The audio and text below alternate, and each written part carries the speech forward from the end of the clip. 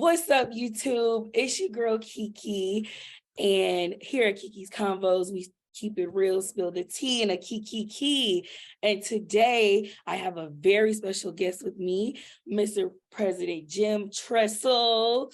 And for those of you who don't know who President Jim Tressel is, he is the president of my alma mater, Youngstown State University, former head coach of Ohio State University and Youngstown State University. He's won championships at both schools. So definitely so excited to have you here today with us.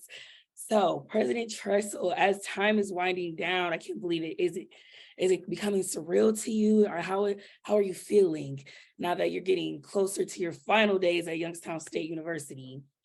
Well, you know, I've spent 48 years in higher education.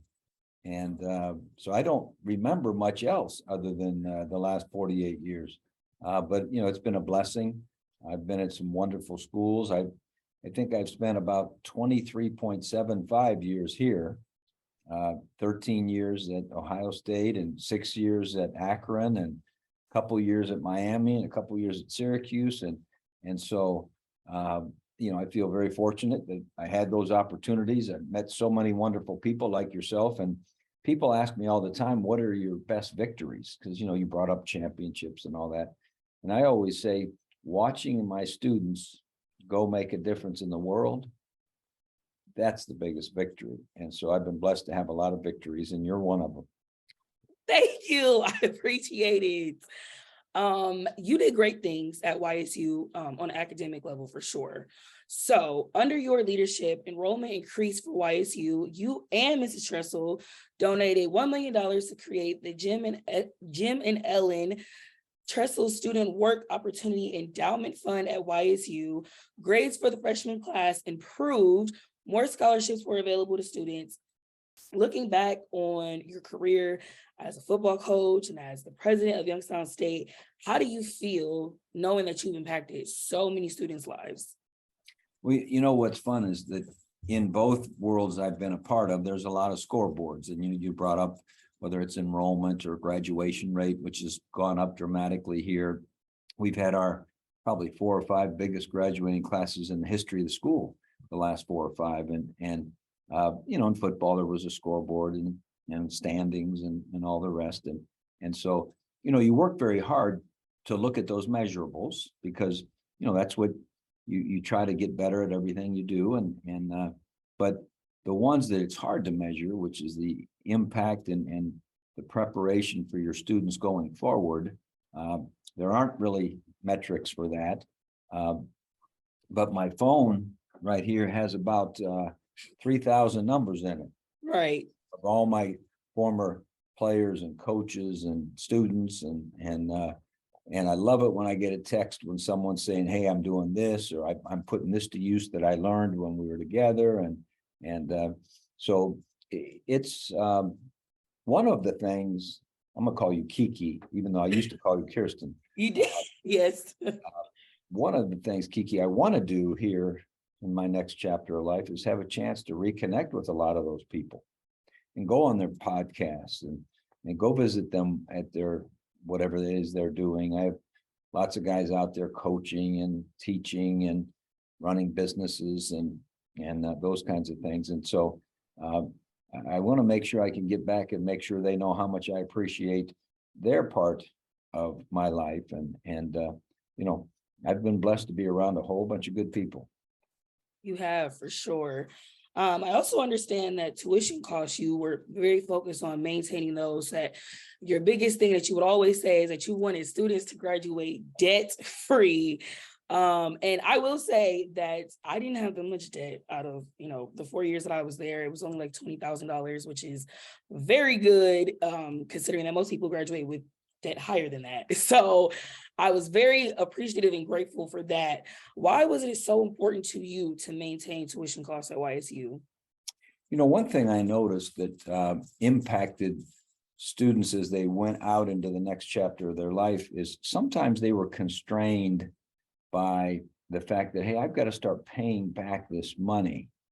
And so they might have taken a job that really wasn't the one that they might have waited for, or maybe they took a job that really wasn't the one that they were dying to get, but they felt like they needed to pay their debt back, or maybe they wanted to go on and get their law degree, or maybe they wanted to start a business. But oh gosh, I got this debt, and so I noticed that the students who left in the best financial condition were the ones that could take advantage of more opportunities and could get going on that chapter, and maybe start investing in real estate and start investing in their own future savings and so forth. Everyone needs to save for a rainy day, or for a pandemic, or for whatever it happens to be. Sure. And so I wasn't sure that in higher ed we talked about it enough, that hey, you've got to really become financially astute. You've got to read the fine print. Don't let them just say, oh yeah, we got all these loans for you and this and that. Go in with your eyes open. And I think the other thing is that really made us talk about that a lot is we kept hearing the rhetoric out there in society about, oh, the debt's too high, the debt's too high. And sometimes you have to look in the mirror and say, you know what, we got to do something about that.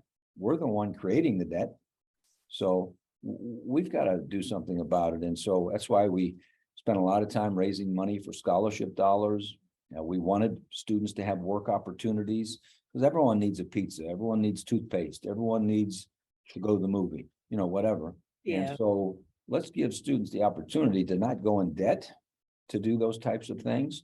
And it is one of the things when people ask me about Youngstown State University as an undergraduate education, I tell them, I don't know of a place in the world that has better value.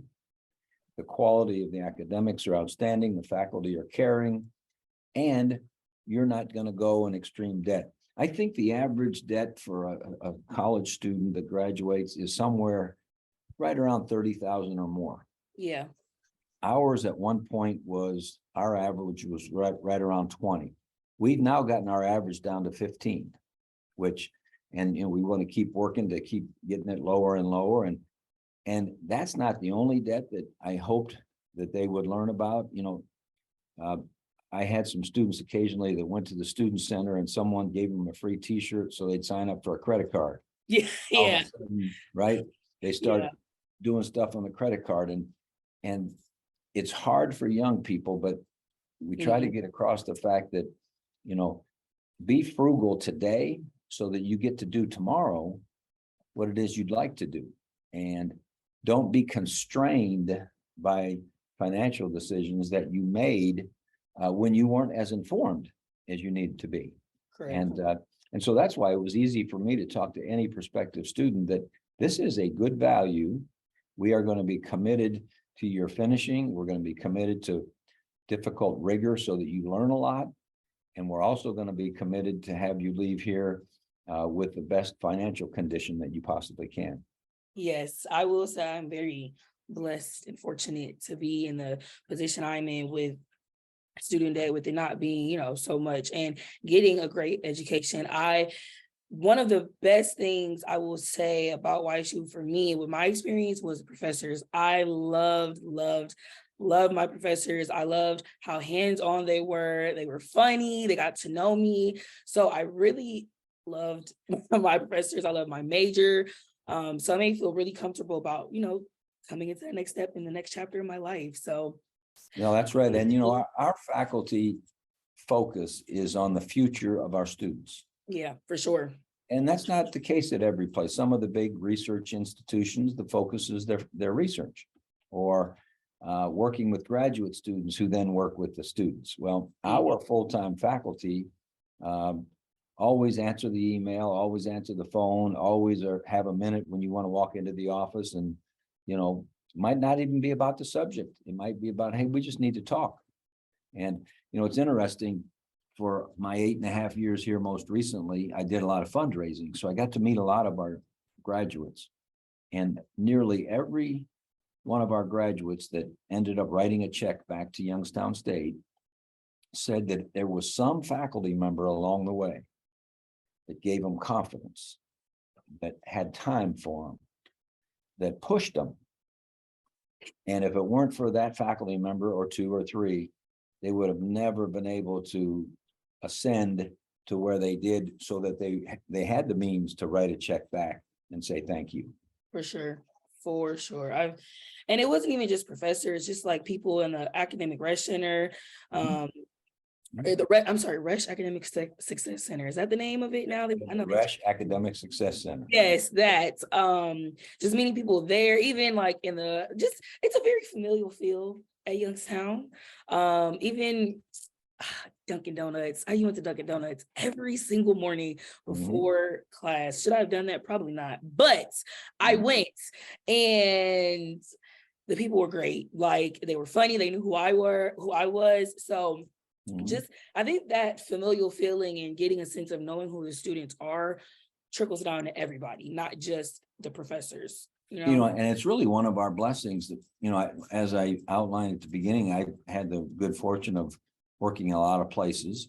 I went to a small college. I went to Baldwin Wallace College, which was a small college in Cleveland, Ohio. And so I was at all sizes, all the way from 2,000 students to 60,000 students at Ohio State. Right. And the thing I've always told people about YSU is that we had the intimacy of Baldwin Wallace that had 2,000 students, and the excellence in the classroom and the program offerings of an Ohio State, and the affordability is way better than any of them. Yes. I definitely felt that. That's a good comparison. I never thought about it like that, but definitely how I felt being at Youngstown State. So I definitely enjoyed my 4 years. I didn't realize how quickly they were going to fly. People kept saying, oh, they're going to fly by. I'm like, no, it's not. And then I looked up, I was like, oh, I'm about to graduate. Wow, that went quickly. So I definitely people that are busy, things go quick, and you were busy on campus. Yes, I tried to be. I just hope you were at class, because I saw you everywhere on campus. Now, obviously, I wasn't in the classrooms, but I'm assuming you must have done a good job of going to class as well as all the other things you did. Yes, because I had to get out of there in 4 years. So I definitely had to go to class. Yes, college was fun, but I only needed those good 4 years, and I had to, because after that, it gets a little bit more expensive. Right. I was not there for it. In 2014, you did an interview with Cleveland.com, and you mentioned that the idea of President Tressel was scary. How did you take that fear and turn it into passion? Well, I think anytime you do something brand new and something that you never really thought you'd be doing, I spent 38 years coaching, and I was very comfortable doing that. My father was a coach, so I was around that my whole life. And shame on me if I didn't know something about it, being around it so much. But then all of a sudden you're doing something that you never thought you'd do. There is no guidebook as to how you exactly be a president, because every university is different. Right. YSU is different at different times. Right. 20 years ago it was different, and 20 years from now it'll be different. Right. And so there's that fear of the unknown, but the beauty of it is, just like when I was coaching, I went into it with the idea that first thing I'm going to do is go in and listen, find out what I can do for the people, find out what they're interested in, find out where I can help them achieve things that they wish they could accomplish, and so forth. And I think the more I listened, I realized that working with a group of people, whether you're in sports or in academia, or you're in a business, or you're in a church, or you're in a nonprofit, or you're any group, has similar dynamics. They want to be heard. They want to know that you care about them. They want you to work hard for them. They want you to be honest with them. They want you to evaluate them. Hey, tell me where I need to get better. And so I realized after a while that though this was a different set of challenges, the solution to the challenges was the same as any other challenge that I ever had. And so, and I knew this, which is, I think, is important for all of us. I knew what I didn't know. So I didn't pretend that, oh, I got the answers to this, so I'm going to come in and just tell everyone what to do, because I didn't know. And I wanted our people and our students to be involved in the conversation, be involved in the strategic planning, be involved in what it was we wanted to accomplish. And all of a sudden, when it's a dialogue amongst us all, then together we can go do some great things. For sure. I think you did a great job at, when you mentioned dialogue, I think you did a great job at creating that amongst the students and the faculty and yourself as well. I know a lot of students would get rides from you to the courtyards. I never got one, by the way. I just want to point that out. I never got one from you, but it's okay. It's I'm all gonna be right. here. I'm gonna be here 16 more days. So stop by. I'll give you a ride. Okay. Okay. I'll come back down. You can give me a ride to my old place. All righty. But yeah, because a lot of talking to a lot of students, they even said that they saw you more than they saw their own principal in high school. So you definitely made sure your face was known. You made sure we knew who you were. And it was never like, you were just a very humble person. Like that's what I think I love the most about you. With everything you've accomplished, you're a very humble person. You make it easy to come talk to you, easy to speak to. You have a smile on your face every single time. I've never seen you without a smile on your face. So I think it takes more muscles to frown than to smile. That's true. That is true. That is very, very true. You always had great energy. So I can definitely appreciate that. And I know I can speak for other students who would appreciate that as well, especially because when we're coming in, making that transition from high school to college, you hear a lot of times, you're just a number. You're just a number. It's bigger. You hear that a lot of times when you make that transition. So when you are, going through the changes of feeling lonely and sad because you're missing home and all of these different things that happen when we're in college, seeing somebody that is a president of a university, has a very high rank at your university, makes you feel welcome, makes you feel at home. It doesn't make you feel like a number. Is greatly appreciated, and it goes a long way for sure. So, we always, whether it was when we were coaching or here in the administration, wanted our students to know that every single one of them was important, that we cared about them. We were really anxious for their future. We wanted to challenge them so they could become the best version of themselves they could be. But that every one of them was important. It didn't matter if you're a freshman, didn't matter if you were this major or that major, or lived in this dorm or that apartment or whatever. That I just think it's a healthy environment if we're all look at one another saying, I'm insignificant without you. for sure. And as soon as we all know that our significance is through giving significance to others, once we figure that out, we have a chance. Yeah, for sure. Definitely. So what do you say you're going to miss the most about being president of YSU? The students, I spent all those years coaching, so I was with students night and day. Well, then you become an administrator and, you're not with the students quite as much. I didn't have a classroom. I didn't have a field. I didn't have a meeting room that was, every day, every second with students. And so that was the hardest transition. Was I'd never spent that much time with adults, which is kind of funny. So students keep you young. Yeah. And so, but I still had plenty. And that's why you said I was out and about a lot. It was because selfishly, I wanted to be with you. What I think will be the hardest transition will be, not having, I went from not having a team to now I don't have a school.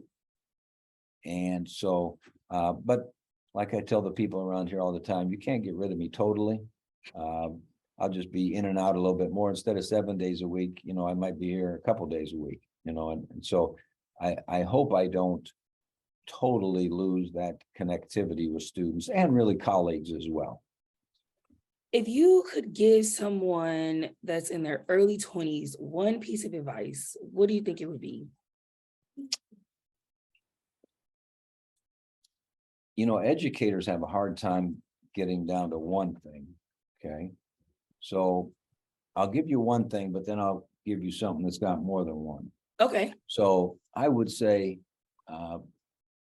if you could really become comfortable with being selfless and waking up every day to see what you could do for others, I promise you life's more fun. When you wake up worrying about what you can do for yourself, that's just not as fulfilling. So that would be my one thing.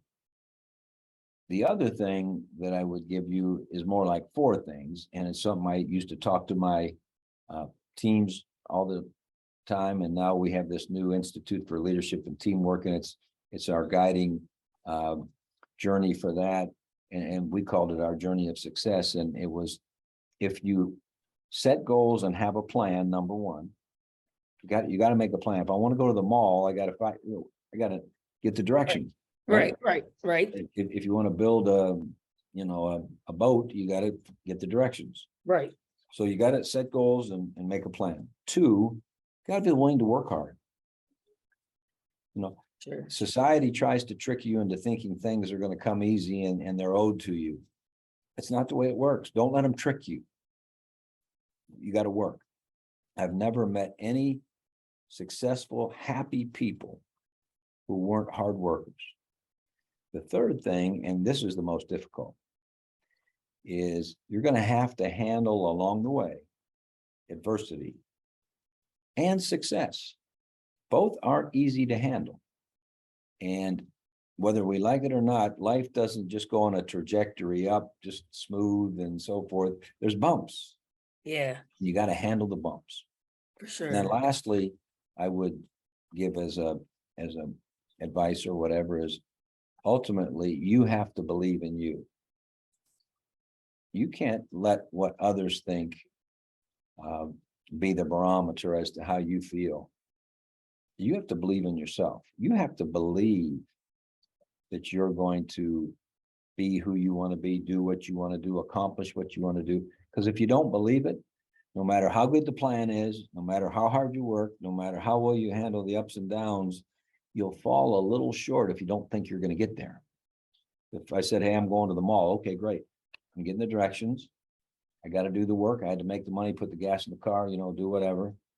Oh, shoot, there's a detour. Sometimes you got to take detours. But if I never really thought I was going to get to the mall, I probably wouldn't. And the same is with life. And so if we keep those four steps in our journey in mind, knowing that none of them are easy, but they're necessary, then I think, and then lastly, I'll give you one other one. Okay. This is free. I won't charge you for this one. Okay. I charged you tuition, but this is a free one. Thank you. I appreciate it. Life is a lot easier if you live it with an attitude of gratitude. If you are truly thankful for every breath you take, every family member you have, every friend you have, every opportunity you have, every sun that comes up each morning, if you're really grateful for that, life's pretty good. Now, if you wake up every day thinking about all your hardships, life is no fun. To think about what's wrong all the time, make your list of what's right, beginning with your eyes opening. If you'll concentrate on that with an attitude of gratitude, you'll make it through all the challenges, which you're going to have challenges. But if you live it with an attitude of gratitude, you'll make it through the challenges. That's a free one. That's Thank a bonus you for you. All of those were good. Those made me think. I was thinking about some different things as you were talking. So I appreciate all of those tidbits and those That's why you're doing your YouTube, is to add value to people, right? For sure. That's why I want my own talk show to add value. To get them to think. Yes. I definitely want to have those deep conversations that are gonna make everyone's mind turn. Like, okay, she has a point. Yep. Finally, last question. How do you plan on spending your retirement? Are you going to go on vacation? Are you going to go down with Mrs. Tressel to Florida and golf with her? What are you going to do? Well, I'm not a golfer. Ellen and I have a contract. We play 9 holes a year. Oh. Just so she can prove her superiority. She's better than me. Okay. But I'm going to take the first 2 months and I'm going to go down with her to Florida. And I'm going to continue working on some things. One of the things I'm going to continue working on here is we want to build a new student center. So I want to raise the money. We're building this Institute for Leadership and Teamwork, and I want to keep helping with that. I don't want to run it. I have one of our graduates who's running it with a couple grad assistants and stuff, but I want to be helpful. And then I want to reconnect with a lot of the people who made my journey possible. So really, the next 2 months are to get organized. It's the have a plan phase of the journey. I got to get my plan together. Right. I've been so focused on doing what I need to do here to finish properly and do all I could possibly do. And so my next 2 months are, and then I'll come back to the north because I'm not going to be, I'm in Ohio, and I'm going to live at least 10 months a year in Ohio. Forever? Yeah, I'm in Ohio. That's just, as life goes on, you decide what you are, and that's the beauty of life. You can decide. If someone says, you know what, I'm a Hawaiian, go to Hawaii, but I'm a Buckeye, and so I'm gonna live in Ohio predominantly. And here in the next couple months, I'm gonna kind of craft that journey. I'm gonna draw the blueprint. You're gonna draw the blueprint. I like it. I like it. Sounds like you have some good things going on. I can't wait to see what you do next. I can't wait to hear about it. I know I will. President Tressel, it has been a pleasure speaking with you. I thank you for all the advice. I thank you for what you've done for the school. Good luck. Have fun. Happy retirement. You're almost to the finish line. So I appreciate you. Thank you so, so much. Thanks so much, Kiki.